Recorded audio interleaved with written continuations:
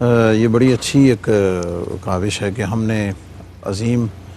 لوگوں کا ذکر کرتے ہوئے اپنی ان عظیم ماؤں امہات المومنین رضوان اللہ تعالیٰ علیہن ان کے ذکر پاک سے آج ہم نے اپنا وقت مختص کیا ہے۔ میں سب سے پہلے تھوڑا سا ان ہستیوں کے تعارف پر فضائل پر بات کر دیتا ہوں۔ نبی پاک صلی اللہ علیہ وسلم نے مختلف اوقات میں کل 11 شادیاں ارشاد فرمائیں۔ 11 شادیاں فرمائی ہیں، اور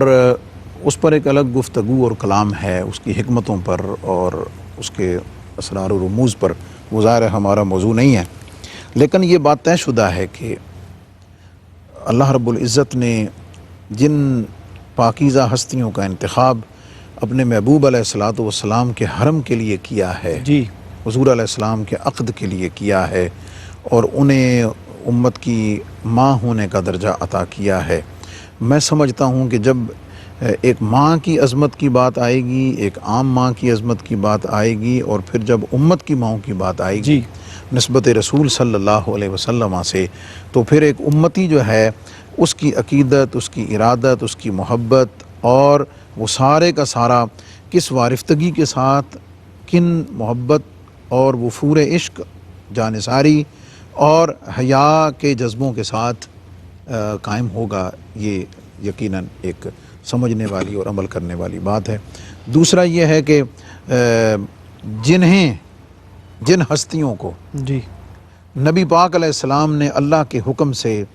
اپنے حرم میں قبول کر لیا، سبحان اللہ سبحان اللہ، اپنے حرم میں قبول فرما کے اختیار کر لیا ہے، امت کی نجات انہیں اپنے ایمان میں شامل کرنے اور اختیار کرنے، سبحان اللہ، سبحان سے ادب کرنے میں ہی ہے۔ ایک معیار ہے، قرآن مجید میں، احادیث میں اس کے فضائل بہت موجود ہیں۔ حضور علیہ السلام نے 11 شادیاں فرمائیں، جس میں سے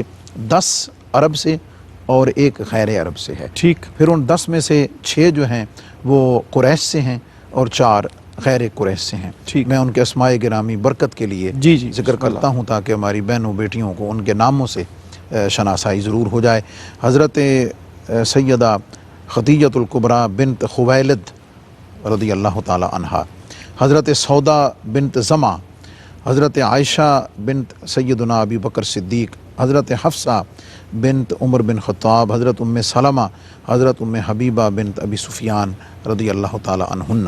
یہ 6 وہ ہیں کہ جو قریش سے ہیں، اور 4